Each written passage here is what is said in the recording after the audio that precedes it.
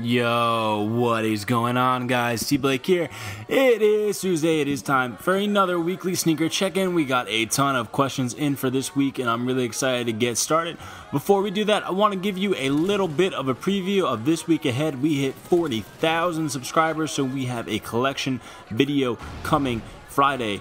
Also celebrating that sort of thing, I did a limited run of snapbacks with New Era featuring Pikachu. Each one comes with their own little lightning energy card, as well as a limited edition Pikachu pin. Those are available up on my site. I put 10 up there. There's only 2 left. So let me know if you grab one down in the comments. The price includes shipping. Upcoming this week, you're going to see a review of the Copley Square New Balance 574s that were released exclusively at New Balance Boston. Not a lot of people were able to get their hands on them, only 48 pairs. I actually doubled up, so I'll be able to show you guys a nice review. And I have the Huaraches that I picked up from Finishline, so you guys will be able to check those out as well. I actually posted those to my Instagram, so if you guys aren't hip to my Instagram feed, if you guys want to go check that out for me, that would be dope. But that is enough of the blah blah blah, and now it is time for more blah blah blah, because you guys asked a ton of questions. Let's get right started with Love for Kicks. Says, will you be getting anything from the Jordan Celebration Pack, and what do you think about the Brazil Pack? Man, it's every week you guys are asking stuff about this.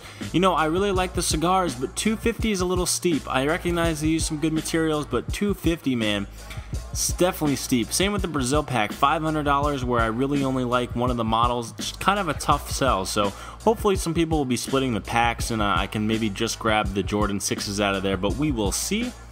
Coming from Shoes in Basketball, he says, what are your thoughts on the quality upgrade that Jordan brand will be applying to retros? Now, you were not the only person that asked this. I actually got featured in a complex article I will link below for you guys with my thoughts. There's a lot of great guys, even local to the community. Dion Point's on there as well.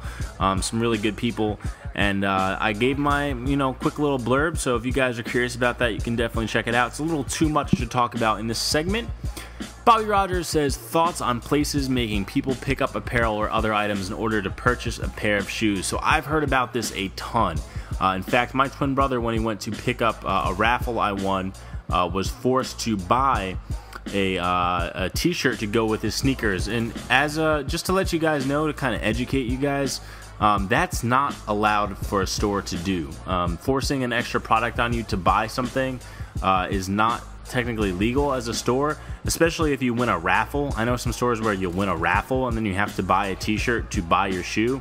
I would go in, if you're ever in that situation and you're confident enough, I would mention stuff about reporting them to the Better Business Bureau and stuff like that, and just asking to speak to a manager about why that is, because you should just be able to purchase the item by itself. And retail chains that force you to do that sort of thing, it's just, one, not a good business practice, and two, you can flat out refuse, and they should be able to sell you their product. And if they continue to refuse, you could definitely bring up some sort of case against them, because to me it's sickening. Jordans are expensive enough, or sneakers are expensive enough, and to make them have a preliminary to kind of pad their sales, I think is a little disgusting. So hopefully that hasn't happened to you. If it has, let me know down in the comments.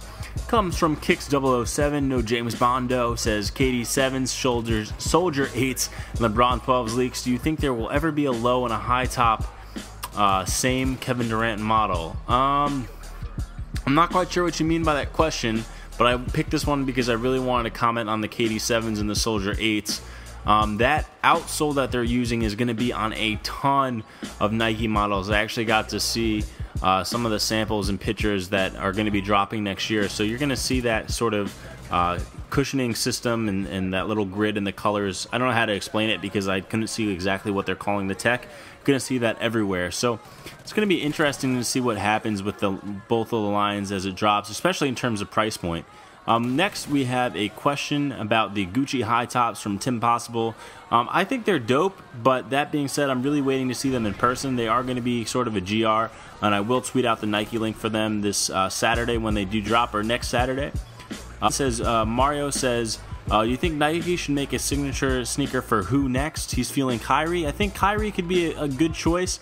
I think the thing you have to remember is that the athlete really has to be in a marketable city, and I'm not quite sure if they would sell as well, you know, based on his attributes as a basketball player alone. So it's a good question. Let me know down in the comments who you think Nike should make a signature for.